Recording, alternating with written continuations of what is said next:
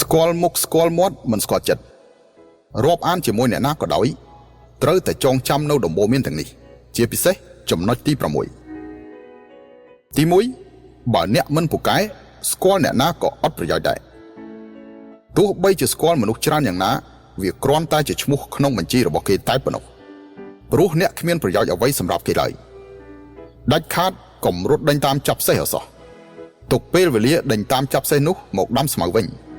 ពេលមានស្មៅល្អគ្រប់គ្រាន់ហើយនឹងមានសេះមួយក្រុមមកឲ្យអ្នកជ្រើសរើសទី2ស្អប់មនុស្សម្នាក់មិនចាំបាច់បំបាក់មុខទេផ្នត់គំនិតនិងទស្សនៈខុសគ្នាកម្រិតវប្បធម៌មិនដូចគ្នាមិនចាំបាច់ឆ្លោះប្រកែកមនុស្សអាក្រក់រឿងមិនល្អមិនចាំបាច់ជាប់ពាក់ព័ន្ធទី3មនុស្សយើងមានតែការទៀមទាខ្លួនឯងមិនអាចទៀមទាពីអ្នកដទៃនោះទេ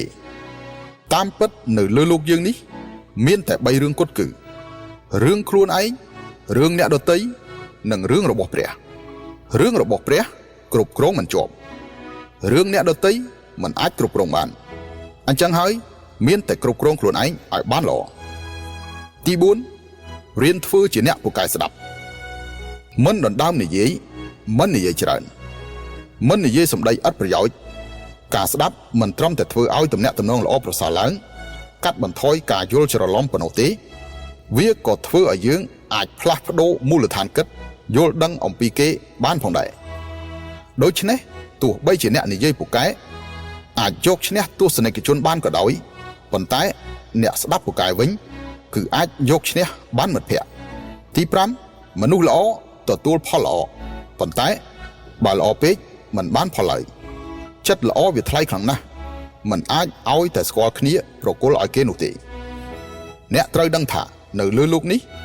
មនុស្សល្អទទួលបានផលល្អប៉ុន្តែមនុស្សល្អពេកទទួលបានតែការខាតបង់នៅពេលដែលចិត្តល្អរបស់អ្នកត្រូវបានអ្នកដទៃយកមកប្រើជាឧបករណ៍ដើម្បីធ្វើបាបអ្នកការហុំព័ទ្ធដោយបន្លាគឺជាវិធីដ៏ល្អបំផុតក្នុងការការពារខ្លួនទី6ទោះបីជាឆ្លោះប្រកែកគ្នាក៏ដោយក៏មិនត្រូវប្រើពាក្យខុសខើដែរនៅពេលដែលជួបប្រទះនឹងរឿងរ៉ាវណាមួយដែលមិនពេញចិត្តត្រូវបង្ខំខ្លួនឯងឲ្យឈប់30វិនាទីសិនចាំពេលក្រោយត្រជាក់ចិត្តហើយចាំនិយាយបន្តទៀតទី7កុំប្រញាប់ប្រញាល់ស្រឡាញ់គេពេកហើយក៏កុំស្គាល់អ្នកណាម្នាក់ឆាប់ពេកដែរមនុស្សដែលរាក់ទាក់ស្និទ្ធស្នាលខ្លាំងនៅពេលដែលទើបស្គាល់គ្នាជាទូទៅសុទ្ធតែមានគោលបំណងសំខាន់អ្វីមួយចំពោះយើងមនុស្សដែលចូលមកស្និទ្ធស្នាលដោយប្រើល្បឿនលឿនជាងធម្មតា10ដងជាមួយអ្នកនោះនៅពេលណាមួយនៃអនាគតក៏នឹងអាចចាក់ចេញពីអ្នកដោយល្បឿនលឿនជាងធម្មតា10ដងដែរទី8កុំឲ្យតែស្អីបន្តិចប្រគល់បេះដូងប្រមាត់ឲ្យគេអស់ពីពោះពីពងស្មោះត្រង់ពេកជាមួយមនុស្សវាដូចជាហុចដងកំបិតឲ្យគេមកចាក់ខ្លួនឯងអញ្ចឹងការប្រស្រ័យតាក់ទងជាមួយនឹងគេនិយាយតែ 30% ចំពោះមនុស្សមិនស្គាល់គ្នាហើយនិយាយបានតែ 50% ទេចំពោះមនុស្សស្គាល់គ្នានៅសល់ប៉ុន្មានត្រូវទុកឲ្យខ្លួនឯងទើបមិនងាយនឹងរងរបួសទី9កុំឲ្យតម្លៃខ្លួនឯងខ្ពស់ពេកក្នុងទំនាក់ទំនងជាមួយនរណាម្នាក់ការឲ្យតម្លៃខ្លួនឯងលើសកម្រិតនោះនឹងបង្កើតឲ្យមានការរំពឹងទុកមិនពិតពីអ្នកដទៃឲ្យតែការរំពឹងទុកប្រភេទនេះបរាជ័យ